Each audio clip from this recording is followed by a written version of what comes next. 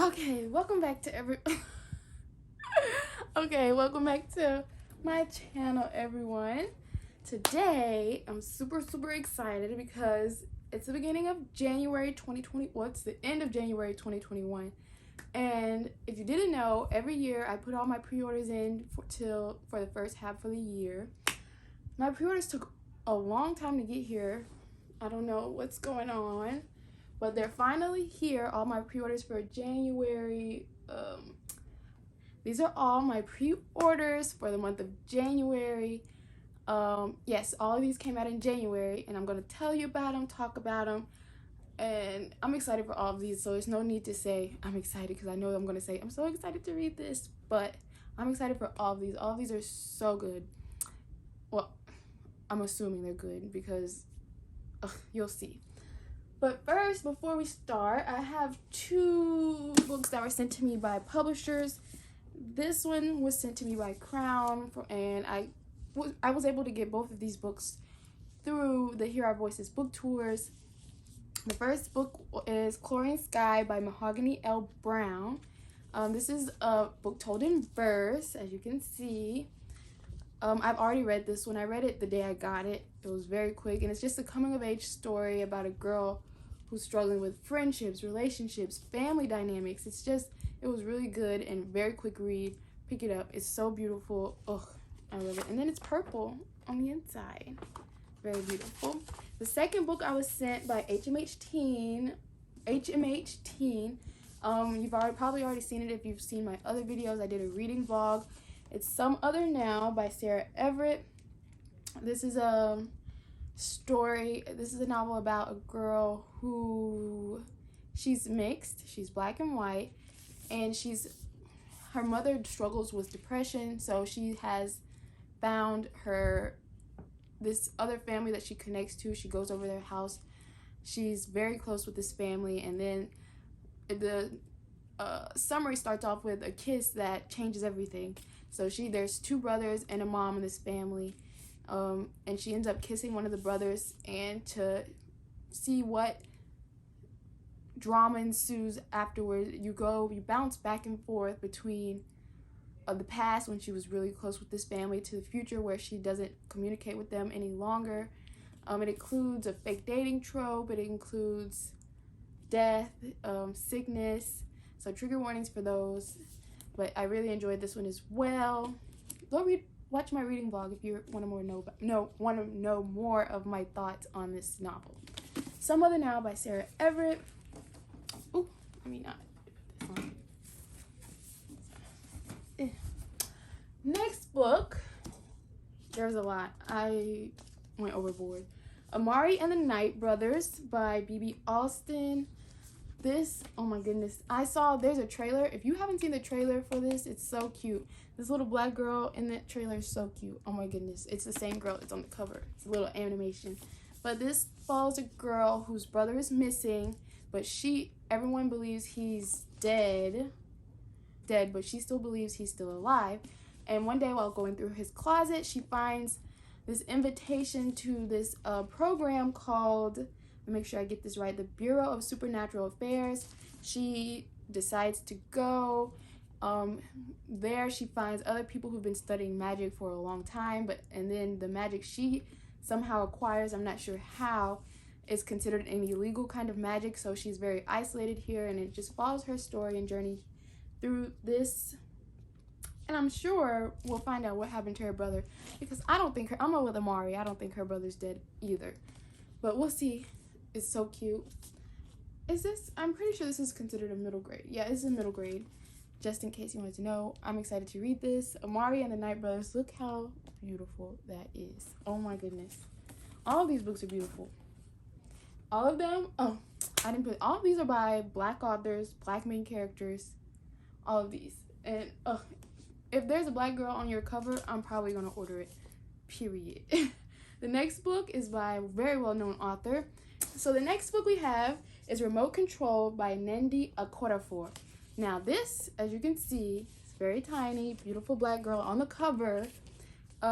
This author, I've seen her other books, but I haven't read any of them before. I think my sister has for a class. But she She's focuses on Afro science fiction. All of her books around. There's a specific word. I'm close. Afro science fiction. Let's just call it that.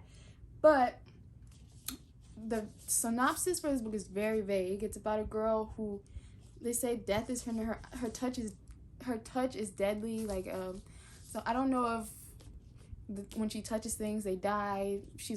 The summary talks about how she's very isolated because of this.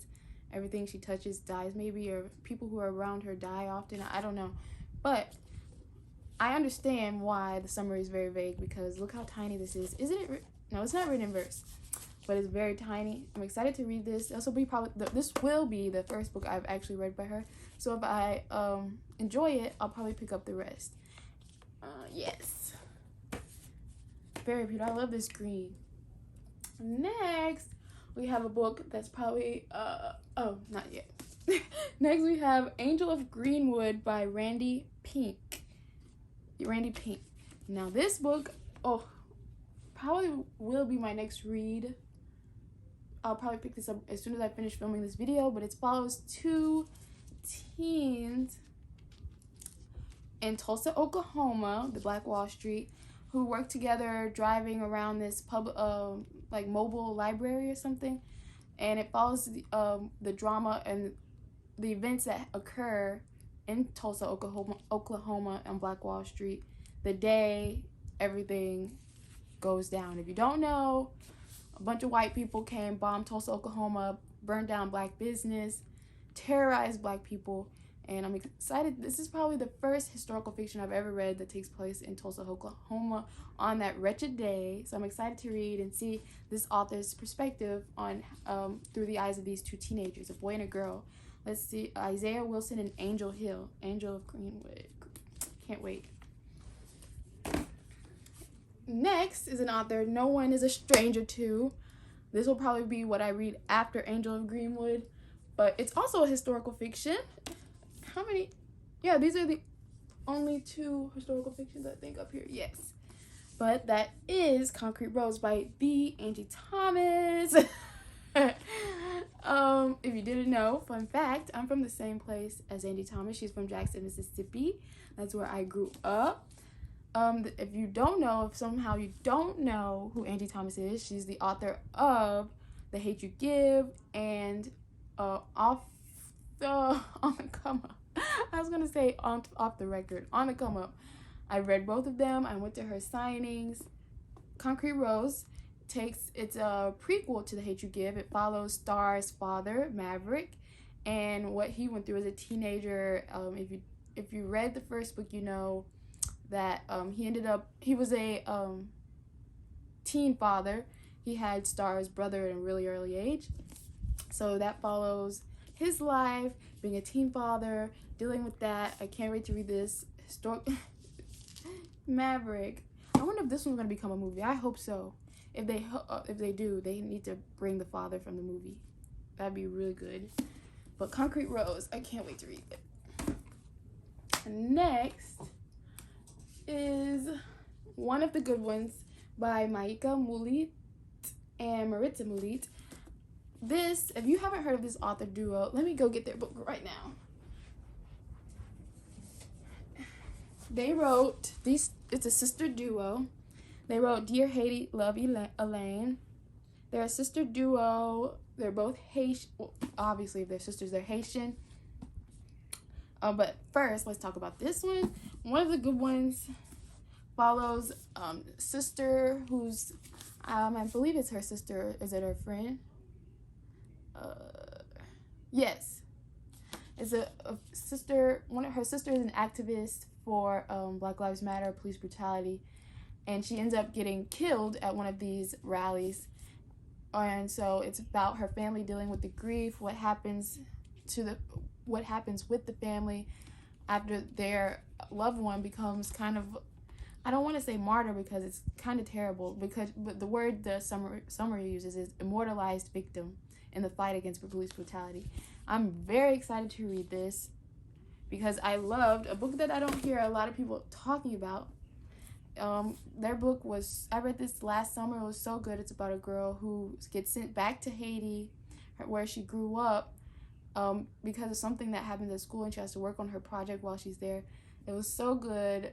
The culture that they include, well, this is the only book I've read by them. This is their second, and I'm pretty sure this is their debut. But the culture they infuse in their writing, it's so, I love reading about it. You can tell that they really care about their culture and their country, and they want to share it with the rest of us, and I will eat up every single word.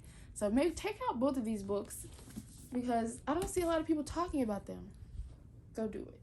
Next book is by Sharon G. Flake. It's The Life I'm In. I don't know much about this book either. It's another one of an impulse buy. Like I said, if I see a black girl on the cover, it's getting pre-ordered. I should write that down somewhere, because it's true. If it comes on my timeline and it has a black girl on the cover, it's going on my Amazon wish list. But The Life I'm In follows a girl.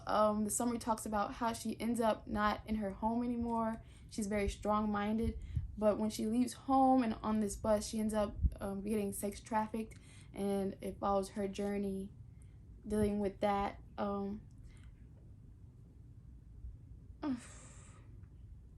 Yeah, this is a story that will make you hold your breath as you see how deceit, manipulation, and greed, along with an impressionable girl's choices, will force her to either fall or fly. This is going to be very serious to read. It's the same reason I haven't read, I'm scared to read this because I haven't read Tiffany Jackson's Grown yet, but in my defense, I'm scared to read all of Tiffany Jackson's books because the topics are so serious and so sad. Like, you have to be in the right mood to read these. So yes, but I will read it. I promise I'm going to read this year, and I'm also going to read Tiffany Jackson's Grown this year as well. Next book is Happily Ever Afters by Elise Bryant. Oh my goodness, it's so cute. Happily Ever Afters by Elise Bryant. This follows a girl who's it talks about how she doesn't see herself in other people's writings, so when she inserts herself in her own writings as the main character, so when she gets sent to this program for young writers, she loses inspiration and she's struggling to find her voice and write. So she goes out looking for romance with Nico, the brooding artist, who looks like he walked out of one of her stories, but she ends up trying to live all of these tropes she sees in other romance novels through herself to get inspiration for her writing, but she ends up losing herself, and she doesn't know if she's doing the right thing by putting herself in these kind of fake situations to see if this guy is actually the one, if that makes sense. I feel like I rambled there. But this is the last book. Very light, fluffy read. Oh, look how that orange with that like teal is beautiful. Oh my goodness. But those are all the books. How many? 1, 2, 3, 4, 5, 6, 7, 8, 9, 10 books.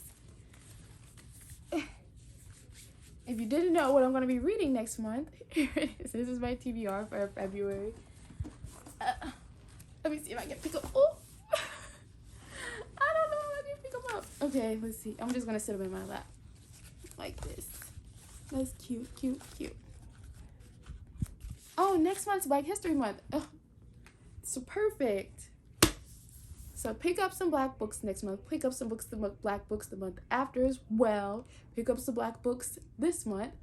That's the end of this video. Make sure you like, comment, subscribe. Follow me on Twitter and Instagram at LaurenAM011. And that's the end of this video. Bye.